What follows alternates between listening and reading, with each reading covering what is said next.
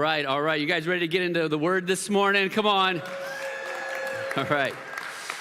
Good stuff, good stuff. I'm so honored that you guys are here again today, and hopefully you had a great Thanksgiving time away and maybe doing something with your family and friends. Hopefully you ate lots of great turkey and had lots of great food and just had a great time with your family. Hopefully there wasn't any drama in your family gatherings or anything like that. It's always interesting when you get around people. You don't really see that often sometimes, and everybody has their own opinions about things in life. So hopefully you had a great time, and my family and I, we had an amazing time just celebrating with our folks, and just had a great time with our family and watching the Lions almost win another game. That would have been awesome, but you know, you can't ask for too much. So anyway, but we had a great time, and so I'm just so pumped that you're here today, and we're celebrating this last message that we have for our series that we've been doing called No Offense. And this series was really based out of this idea that, you know, hey, in our world today, it seems like that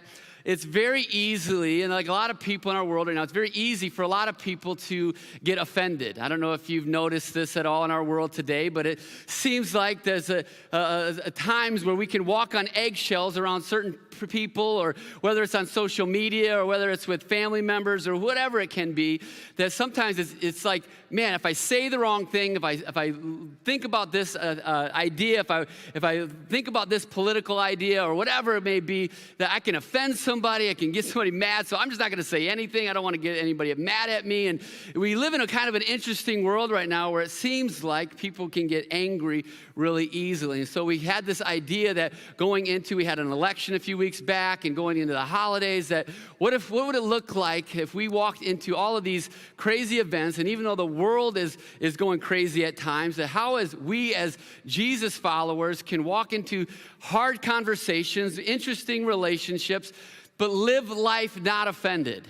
Live a way in our life where we're not going to get offended, we're not going to take offense, we're not going to get angry, we're not going to get mad, we're not going to retaliate against somebody, but we're going to live differently according to what the Bible talks about and what Jesus came to talk about, that we can live in forgiveness, we can live differently, we can live with no offense in our life. And so today we're wrapping up this series, and hopefully it's been challenging. Hopefully it hasn't been too hurtful anyway, because sometimes when you talk about some sensitive topics, it's like, ow, Pastor, that one hurts a little bit. Don't go there. Ow, I'm not ready to open up that wound yet. And so hopefully it's been healing for us in this place today, because I believe that at the heart of this entire series and the heart of God's call for our life is that we walk in healing when it comes to the hurt and the pain and the offense that we've all experienced at one time or another in our life. And so today, like I said, we're wrapping up this series, and I'm excited for this one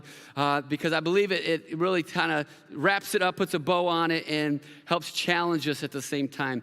I want to read to you a verse this morning that is found in the 1 Corinthians chapter 13. And this is a very famous verse that a lot of times you'll hear people read at weddings. You know, this is the go-to verse for pastors when we do weddings. Like, it's like, what, you know, just so you know, there's no like wedding ceremony in the Bible. And so like, you got to kind of make one up, you know, based on what tradition and different things. And so this is a verse that is used a lot in weddings. But when you look at it, it's really not designed for weddings. It's not, it wasn't written down and say, hey, this is how you do a wedding, and this is what you say at a wedding. It's actually a lot deeper than that. What's interesting also is that in the entire Bible, there's only two different topics that are completely, a whole chapter of the Bible is dedicated to a singular topic. In Hebrews chapter 11, we have the faith chapter, where this entire chapter is devoted to faith. And then at the same time, there's the second time only in the Bible where an entire chapter is devoted to another topic, and it's 1 Corinthians 13, and it's devoted to the topic of love. And I wanted to read that to you this morning. In 1 Corinthians 13, it says this: if I speak in tongues of men or of angels, but do not have love, I am only a resounding gong or a clanging cymbal. If I have the gift of prophecy and can fathom all mysteries and all knowledge, and if I have faith that can move mountains, but do not have love, I am nothing. If I give all I possess to the poor and give my body over to the hardships that I may boast, but do not have love, I gain nothing. Let me stop right there. So the Apostle Paul is writing this to a group of believers, a group of Christian people that are started a church in a really, really crazy city. The city of Corinth was really a crazy city that had lots of drama, lots of pagan worship, lots of things that were against Christianity. It was a bad place to live. If you were going to pick a place to live, the city of Corinth would not be on your top destination place. There's a lot of stuff going on. There's a lot of persecution for Christians at this time as well. There's a lot of people that were against Christianity. And Paul is challenging this group of people to walk in love, to be differently, to say, hey, look, you can do all these great things in life, but if you don't have love, you're absolutely nothing. He's challenging these people, like, listen, you can even like have all these spiritual gifts he's talking about. You can do some amazing things. You can have gift of prophecy. You can do all these things, but if you don't have love, you're nothing. He even says, listen, you can be really, really kind and give all that you have to the poor and be such a blessing to them. But at the same time, if you don't have love, it is all for nothing. And he's challenging this group of Christians to think differently about themselves, to say, hey, we're not just living life, by the emotions. We're actually going deeper. We want to have true love in our life. And then he goes on to explain what love looks like. And in chapter 13, verse 4, he says, love is patient. Love is kind. It does not envy. It does not boast. It is not proud. It does not dishonor others. It is not self-seeking and is not easily angered. It keeps no record of wrongs. Love does not delight in evil, but rejoices with truth. It always protects. It always trusts. Always hopes. Always perseveres. Love never fails. He's challenging this group of Christians in the midst of a lot of persecution. People don't like Christianity in this season. They're against them in a lot of ways. They maybe have done hurtful things to them. They've persecuted them. They've probably put some of them in jail for the cause of Christ. And he's calling these people to live differently in the midst of hardship, to live differently in the midst of people not liking you and coming against you. He's calling people to live differently and to love. And it's hard to sometimes always be patient, right? It's hard sometimes to not envy and to not be proud. It's hard sometimes to not dishonor other people. It's hard to not be self-seeking and easily angered. It's hard sometimes to keep no records of wrong. It's hard at moments of our life to say, you know what, I'm not going to rejoice when that person that is against me, something evil happened to them, and I'm kind of excited about that. Like it's hard sometimes to have an attitude where we say, you know what, I'm going to walk in love in every area of my life, and I'm not going to let the enemy come in and steal this from me. I'm going to treat people, even though they may not deserve it, even though I may not like it, but I'm going to live differently. And Jesus calls us as followers of Christ to live differently, even in the midst of some really difficult times of our lives. He calls us to live differently, to look differently, to act differently, to be different, to have the Holy Spirit working inside of us and to having that come out of us at every step of the way when we deal with hardships, when we deal with people that we may not like, people that disagree with us, people that look differently than us, that voted differently than us, that smell differently than us. Come on. He calls us to live differently and not to just go along with what our emotions and our feelings may have, but to live differently. I think it's interesting at times in life when you see or hear different sayings or different quotes that people say, and how these different quotes or sayings can easily work its way into our vocabulary of our life, and we say things, but we may not know exactly where that quote or that saying came from. I wrote down a bunch of famous quotes. Maybe you've heard some of these before. How many have heard, it's better to have loved and lost than to have never loved at all? Have you heard that? That's a famous quote. People say that. A guy by the name of Alfred Tennyson said that a long time ago, and we got credit for that quote. How about this one? Knowledge is power. Knowledge is power. That's another famous quote. Sir Francis Bacon said that. That guy's got a great last name, Bacon. Come on, that'd be a great last name. But how about this one? God helps those who helps themselves. How many think that's in the Bible? Anybody think that's in the Bible? That is not in the Bible. I tried to trick you this morning. Actually, Ben Franklin said that. Ben Franklin said that. How about do unto others, you have them do unto yourself? Is that one in the Bible? That one is in the Bible. See, I'm tricking you this morning. That Jesus said that. That's the golden rule. Jesus actually said that. It's amazing. There's some famous quotes out there, and there's this great quote that I'm kind of basing a lot of the message today around that I wanted to share with you, that is from somebody that you probably have never heard of, or maybe if you are a baseball enthusiast, maybe you have heard of this individual. This is a guy by the name of Leroy Satchel Paige. Leroy Satchel Paige, he was the first black player to play in the American League. He was inducted into the Baseball Hall of Fame in 1971. He played baseball at a time when he was the only black man on the field. He played at a time when it was normal, and it happened all the time that people from the stands would yell racial slurs and yell hatred towards him as he tried to play baseball. He was one of the most amazing pitchers of his day, an amazing athlete. Other teams would try to humiliate him because of his skin color. There's this one story that this all-white team wanted to humiliate him, and so what they did is, as he was pitching, they decided to change their batting order up, and they put their 4 best batters at the top of the lineup, 1, 2, 3, 4, to intimidate him and to show him that we're gonna destroy you. You don't have a chance against us. We're gonna put our best 4 batters at the beginning of the lineup. And typically back in those days, they would space out their good hitters so that it helped out during the whole lineup, so it wouldn't be a stretch of bad hitters. So this one white team, the story goes that they put all of their best hitters at the very top of the lineup. And Satchel Paige saw what they were doing, and he said, this is what happened. He looks to his outfield, where people were out there playing the outfield, left, center, and right field. And he told his outfielders, he goes, hey guys, go into the dugout. I don't need you on this one. He looked at the infield defenders, first base, second base, shortstop, third base. He said, guys, I want you to sit down. Just sit down right where you're at. And then he proceeded to turn to the pitching mound and look at the batters that he was facing. And he struck out every single batter, 1, 2, 3, right in a row. That's awesome. That's just so cool. That he was just an amazing athlete. He was an amazing guy, and he had some amazing quotes that he has said as well. By the way, he played baseball into his 60s.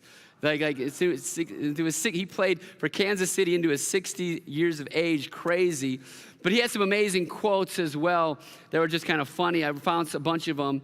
He said this, he goes, my pitching philosophy is simple. Keep the ball away from the bat. That's pretty no-brainer right there.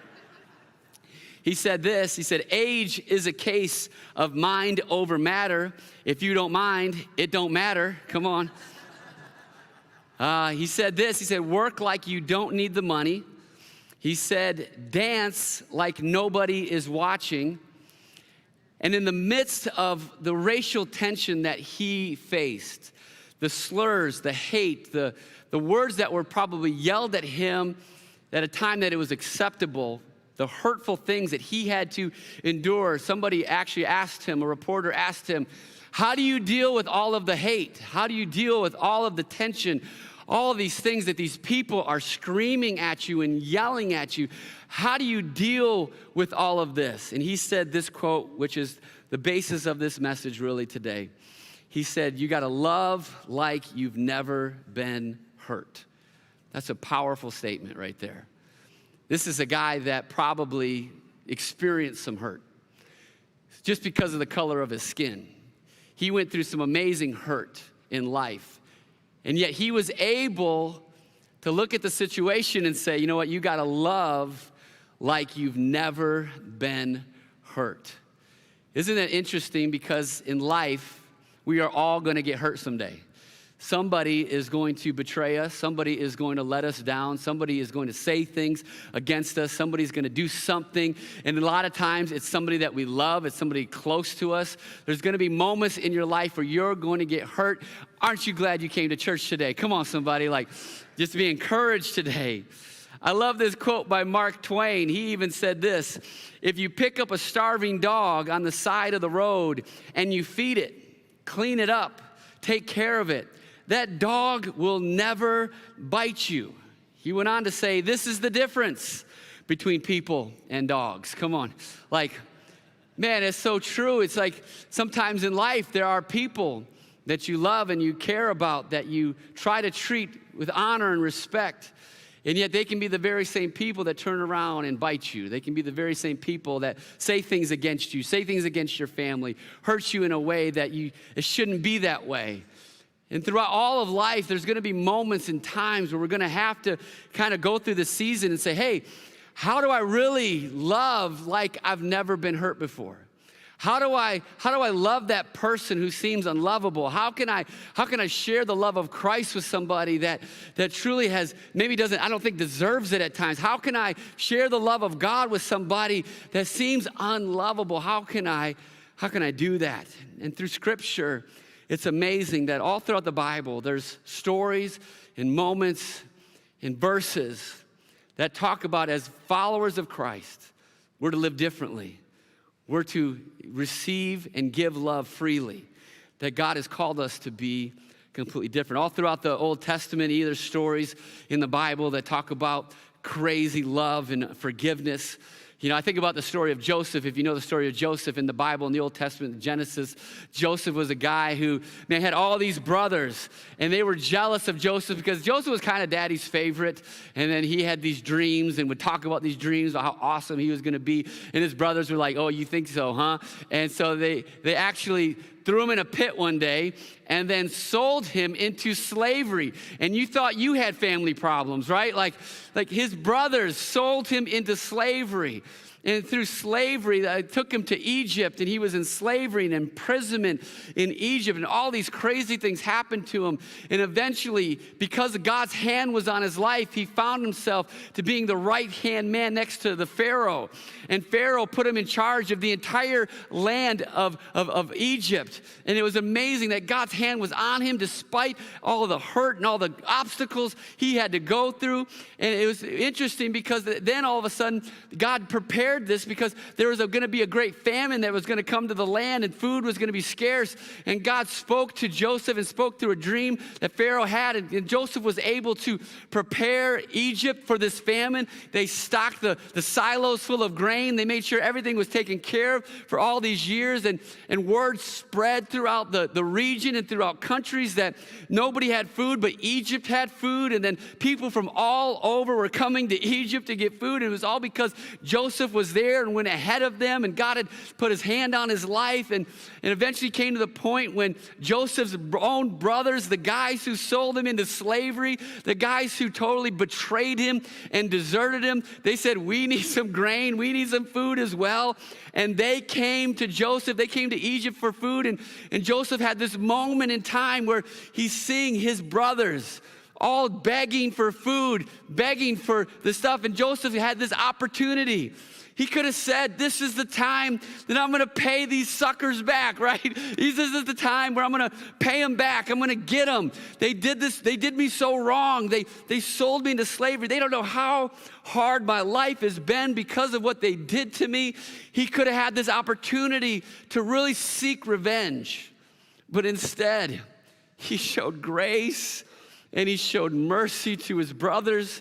He forgave them, and he was like, hey, don't worry, what the enemy meant for harm, God intended it for good, the saving of many lives. He goes, don't worry about it. I love you. He blessed his brothers. Man, that's crazy to think about, that you could go through such a hardship.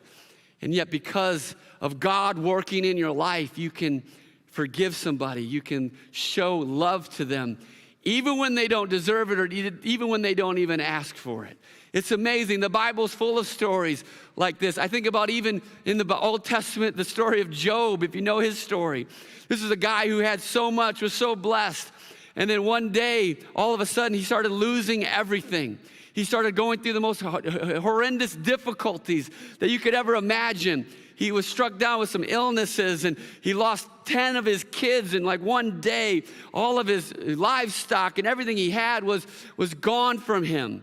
And then this is a guy who was serving the Lord, who loved God. It was like, oh my goodness, God, where are you at in this season? What's going on?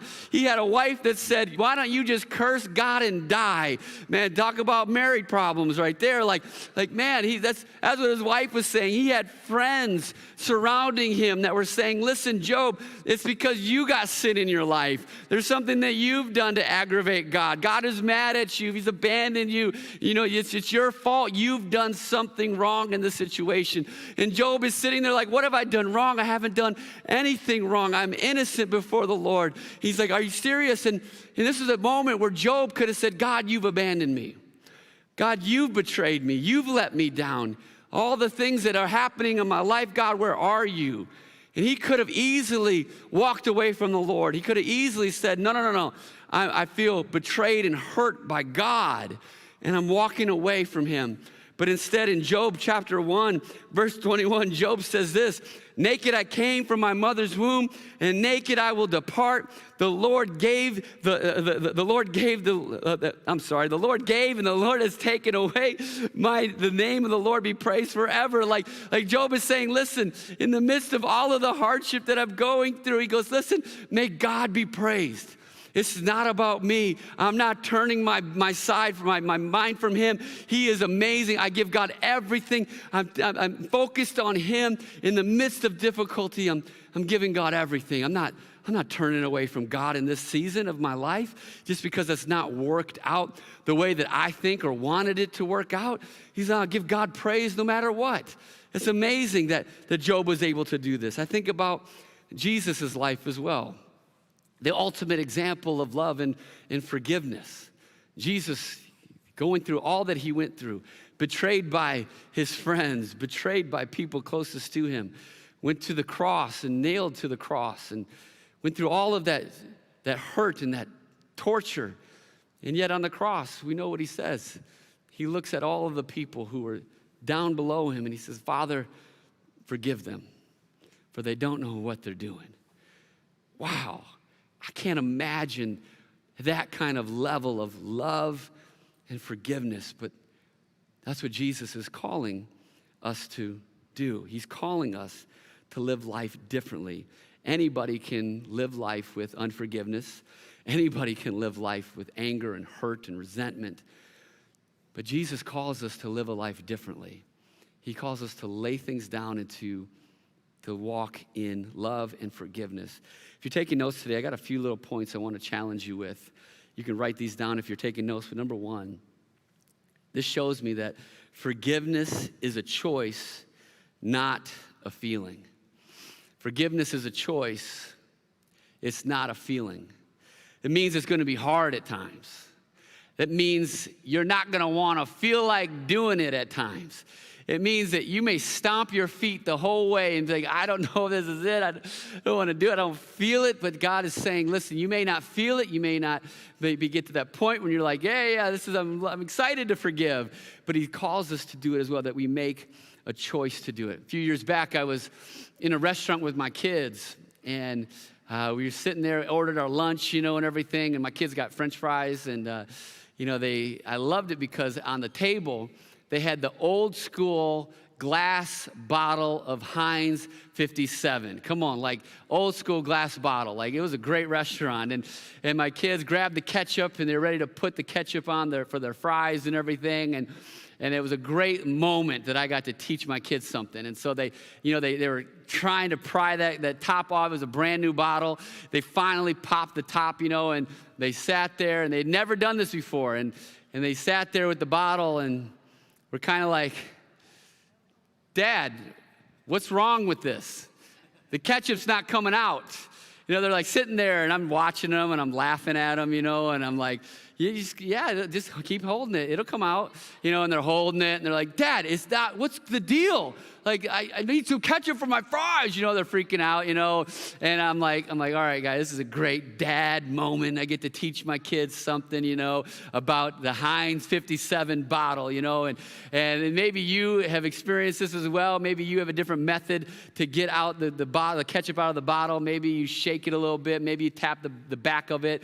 I actually read on Heinz 57's website a long time ago that there is a specific way to get the ketchup out if you didn't know. It's a secret. They don't really advertise it a lot, but they had scientific engineers design their bottle, and it was under this compression and whatnot, but they said that they strategically put a 57 on the bottle, and that if you tap the 57 as you're getting the bottle open and pouring it, that the ketchup will just magically come out of the bottle. And so I was able to teach my kids the secret weapon that I had when it came to ketchup the distribution. It was this great moment where I was like, all right, kids, this is what you do. And then I'm tapping it, and it's coming out. And they look at me, and I thought it was cool, I'm like, yeah, look at this, isn't this great? And they're like, Dad, can't we just have a squeeze bottle? Come on, this is stupid. And I just said, man, this generation just has it way too easy. It's just ridiculous. They just squeeze the bottle, ketchup comes out, that's it. We have to work for it like we did back in the day, right? And I was thinking about that, it's like forgiveness is a lot like that. Forgiveness is a lot like that. We first have to be open to really living a life of forgiveness. And sometimes that top is hard to get off. But once you're open, it doesn't just come out. It's easy. We may say, I just wish it was the squeeze bottle, right? I forgive, okay, good, let's get this out of the way. Yes, this is great. I feel better about myself. Okay, wonderful. Forgiveness isn't like that. Forgiveness, you can sit there all day and say, okay, I'm open to forgiveness, but you're not letting forgiveness come out. Sometimes you gotta tap it a little bit. Sometimes you gotta force yourself a little bit. Sometimes you gotta do things that you don't like. Sometimes you gotta have conversations that are hard. Sometimes you've got to open up areas of our past that we've tried to forget over the time because that wound was so difficult and that wound was so hard. And it takes us a place where it takes some work to go back and say, okay, I've gotta open this up. I gotta keep tapping here. I got to keep tapping about this. I got to keep opening this up. I got to keep allowing God to work in my life. I got to keep giving this to God. I got to keep working more and more after this because it's easy to be a place where I say, you know what? I don't want to forgive. Maybe I'm open to it, but I'm not really letting it out of my life. And it takes work. It's a choice to forgive. It's not just a feeling. If it was a feeling, that would be awesome. But that's not the way that we're designed. It's designed in a way that forces us to deal with some things that we maybe don't want to deal with. I love how in the Bible, one of Jesus' disciples, Peter, tries to come up to Jesus and be real spiritual about forgiveness. And he asked Jesus about this, about forgiveness. And in Matthew chapter 18, Jesus comes up to him and he's basically saying, I'll just paraphrase it for you. He goes, Jesus, how many times should I forgive, somebody who sins against me? How many times should I forgive that person? 7 times, Jesus? When you read the text, you don't really kind of get exactly what's happening in this moment. But what's happening is that in Jewish law, they were only commanded to forgive somebody. You only had to forgive somebody 3 times. That was it in Jewish law. And so you forgive somebody 3 times, and if they continue to mess up and do things, then you don't have to forgive them anymore. It's done. It's over with. You can put them on your list forever, and that's it. And Jewish law only said 3 times you have to forgive somebody. And so Peter's trying to be really super spiritual here in this moment.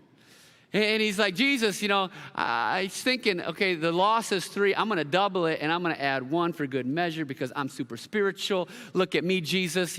I'm your man right now. And Jesus responds to him in the greatest way ever. He looks at him and he's like, no.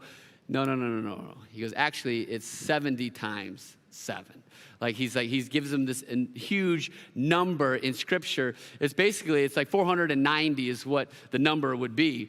And Jesus isn't giving them a number to say, okay, once you hit 490, you're good. What he's actually saying to Peter is he goes, no. I want you to forgive somebody an unlimited number of times. That's what forgiveness truly looks like. I want you to forgive them an unlimited number of times. So if you're taking notes today, let me give you the second point that I want to share with you today, and that is simply this, is that forgiveness isn't about keeping score, it's about losing count. That forgiveness isn't about keeping score, it's about losing count. It's easy to say, well, I've forgiven them. I've done it once, I've done it twice. The Lord spoke to me, and I've had to do it 3 times. I should be good now. But there's going to be moments in our life when that person or that situation or that hurt is going to keep coming up over and over and over again and keep rearing its head. And there's going to be moments where you're like, oh, I thought I dealt with that. I don't want to deal with this anymore. I'm just going to put it in the back burner and forget about it. That's it. I'm done with it. And Jesus is saying, no, you may have to forgive that person over and over and over again. It's not just about keeping score. It's about losing count. When I was in college, I lived with a buddy of mine who I knew this guy since 2nd grade of elementary school. We went to elementary school together, we went to middle school together, we went to high school together, and we went to college together. And we lived together my senior year of high school. And I remember during my senior year of high school, I had a class that I was taking, and we had this really, really long paper that was due. It was probably about 6 or 8 pages. And I was in Bible college, so this paper was on ethical issues in the Church of Corinth. And so it was a very page turner, wow. This is an amazing topic, amazing paper. And it was just one of those papers that's exhaustive. You're going through it, you're doing all this stuff, and you're writing it all down. And I remember finishing this paper, and I was so pumped about finishing the paper, and it took a lot of work. And back then, we saved things on the floppy disk. How many of y'all remember floppy disk? We had the floppy disk. There was no USB or the cloud, wherever the cloud is at. I don't know.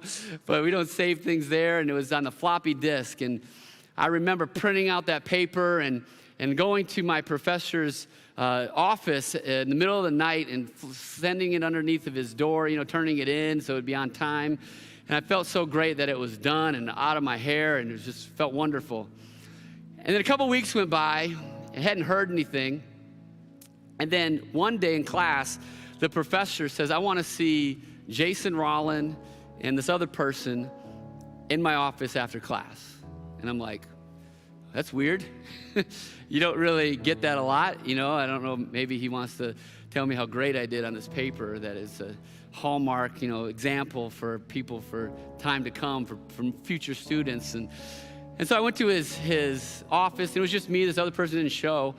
And I'm like, hi, I'm Jason, can I, you wanted to see me, can I help you? He goes, just have a seat. He's very, very stern. And he looks at me and he says, I can't believe you did this. I can't believe you tried to get away with this. How dare you try to do this in my class? And I'm like, you're gonna have to let me in on what's going on right now because I have no idea what you're talking about. And he slams down 2 research papers on his desk, and they were identical. They were identical. I'm looking at this, and he goes, I can't believe you would plagiarize in my class. My goal is to make sure that you are kicked out of this university for plagiarism. I can't stand this.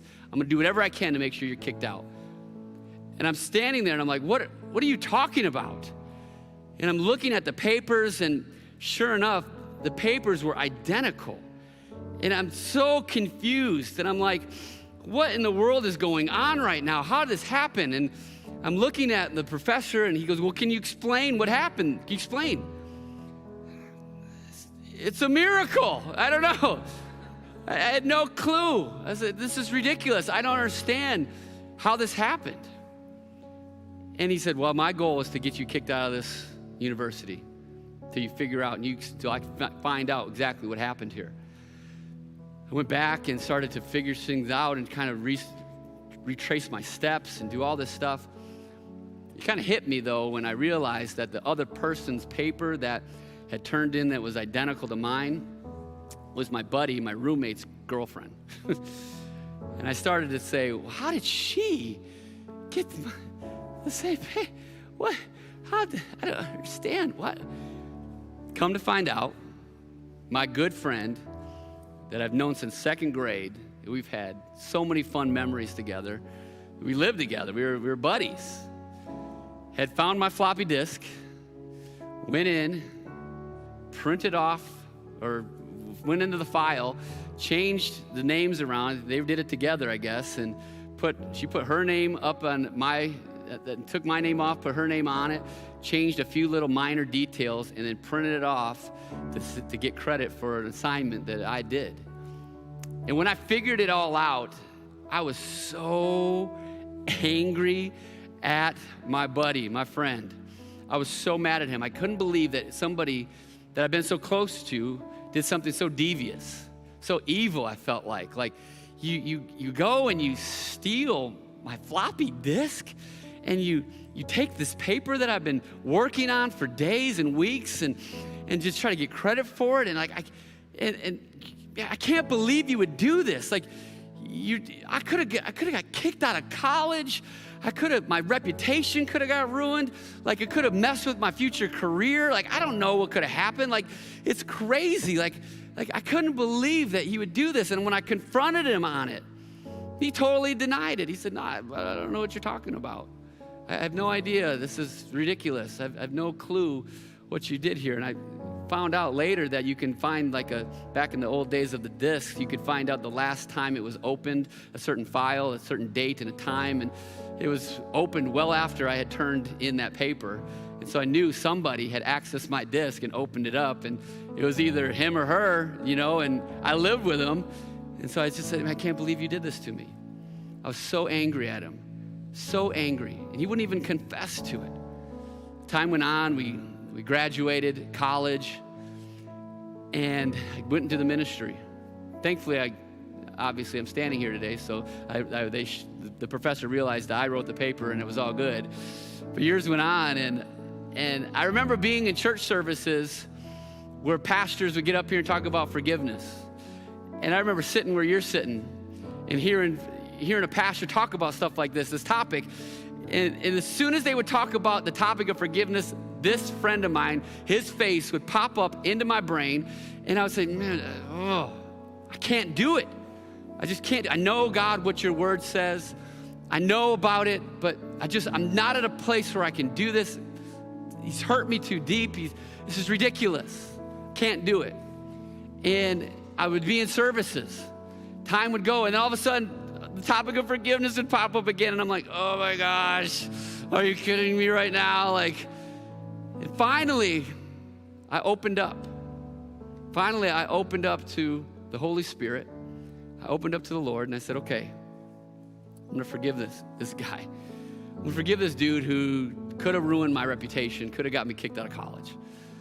I opened up, and my first kind of prayer was just like, God, I forgive him. And that's about it. That's it. And then as time went on, and as I continued to get closer to Christ, God continued to work inside of me. And I said, okay, I got to lay this down again. Okay, I got to lay this down again. Okay, I got to lay this down again. It was like this idea kept popping up in my brain all the time, this guy. And I continued to lay it down to the Lord, just kind of keep doing it. And finally, I got to the place where I felt like I had actually did it. Like, I'm over. I feel good about it. I forgive him. I'm done with. Thank God that we've moved past some things, and I'm good. And I felt like the Lord said, call him up and tell him right to his ear that you forgive him. Okay. Got his number, called him up. Hadn't talked to him in probably 15 years. And we're sitting there on the phone chatting a little bit, and I said, hey, the reason why I called you is because back in college, we went through some stuff. It's the crazy stuff. And I want you to know that I love you. That I love you, and I forgive you for all the stuff happening. Like, I forgive you. I wipe it clean. I want you to know that I totally have left it behind me. I've forgiven you about everything. I want you to know I love you. I pray for you. I pray for your family. I pray that things are good in your life. Like, I am totally over this. I forgive you. I love you. I want things to be cool between you and I. Like, I want there to be reconciliation. And I'll never forget what he said to me. He said, Jason, in my entire life, nobody has ever done something like this for me. Nobody has ever called me up or talked to me and forgiven me for something that I've done that really messed up the relationship. He goes, thank you so much. I can't believe this. You've made my day. He's like, this goes beyond what you can ever imagine. This means so much to me. We chatted a little bit more, and then we hung up the phone. Now, you may be sitting there today and thinking, okay, Pastor, the guy stole your paper. Okay, you almost got kicked out of college. You didn't. It all worked out for you. But you don't know what I've been through. You don't know what the pain that I happened to walk through. You don't know the offense that I'm dealing with. And it's a lot deeper than just a college paper. And I would say you're right. I don't want to minimize your pain. I would never minimize your hurt. I would never minimize what you have walked through in life. Only God and you knows exactly the depth of the pain that you've experienced in your life.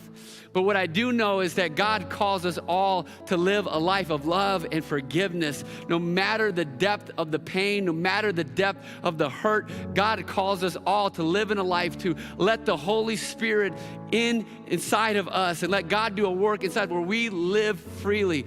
The old saying, maybe you've heard it before, but holding on to unforgiveness is like drinking poison and hoping that the other person dies. Like that's what holding on to unforgiveness is. And what I do know about forgiveness is that when we truly open up and we make the choice to forgive and we continue to forgive and lose count and continue to go after it, that it frees something inside of every single one of us. It looses the captive, then we were the captive.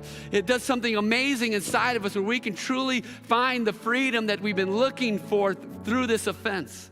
And so I just want to encourage you today, no matter what you may be walking through, no matter what's happening, I want to encourage you to take the initial step to begin to give this over to the Lord. He knows the pain. He was with you in the moment, and He has never left you. He has never forsaken you. He is with you every step of the way.